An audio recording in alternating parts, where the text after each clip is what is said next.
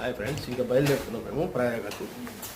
144 సంవత్సరాలకోసారి నిర్వహించనున్న అత్యంత ప్రతిష్టాత్మకమైన లక్నో మహా కుంభమేళా ఉత్తరప్రదేశ్ రాష్ట్రంలోని ప్రయాగలో నిర్వహిస్తున్న బయలుదేరుతున్నాం. శుభ సందర్భంగా మేము కర్నూలు జిల్లా పాములపాడు మండల కేంద్రం నుంచి ప్రయాగ్రాజ్కు వెళ్ళడానికి ప్రయాణమయ్యాం. రైల్వే స్టేషన్ కుటుంబ సమేతంగా ప్రయాణమైన మా జర్నీలో ఉదయం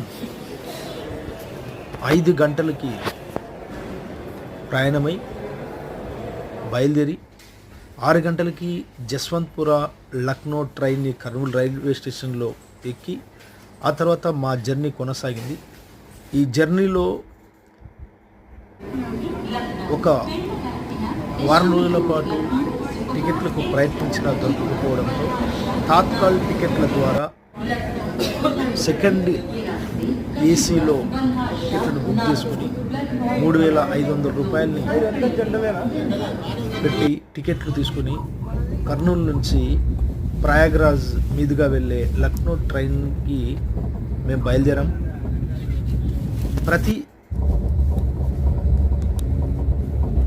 మంగళవారం ఉదయం 6 గంటలకు ఉండే ఈ యశ్వంత్పుర లక్నో ట్రైన్ని మీరు ఎంపిక చేసుకొని తద్వారా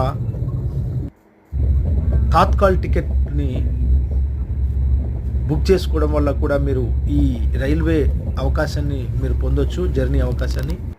సో మేము అలాగే తీసుకున్నాం. ఎందుకంటే రిజర్వేషన్ టికెట్లు తర్వాత ఎక్కడ స్పెషల్ ట్రైన్లు కూడా నిండిపోవడం, ఫిబ్రవరి 26 దాకా ఎక్కడ ట్రైన్లకి ఖాళీగా సీట్లు దొరకపోవడం వల్ల తాత్కాల్ టికెట్ల ద్వారా మేము ఈ ట్రైన్ని ఎంపిక చేసుకుని ఈ ట్రైన్ ద్వారా లక్నోకి వెళ్ళాం. చాలామంది ప్రయాగ్రాజు, కాశీ, అయోధ్యకి ట్రైన్ టికెట్లు అడగడం వల్ల టికెట్లు లేవని చెప్పడం వల్ల మనం వెనక్కి రావడం జరుగుతుంది. సో లక్నోకి వెళ్ళే టికెట్ని మీరు తీసుకుని ప్రయాగ్రాజ్లో దిగడానికి చాలా అద్భుతమైన అవకాశంగా ఈ ట్రైన్ మీకు ఉపయోగపడుతుంది.